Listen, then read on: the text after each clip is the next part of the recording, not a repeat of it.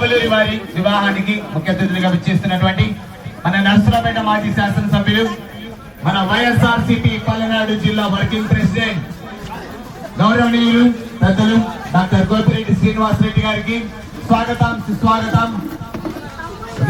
అడిగడుగు Gopireddy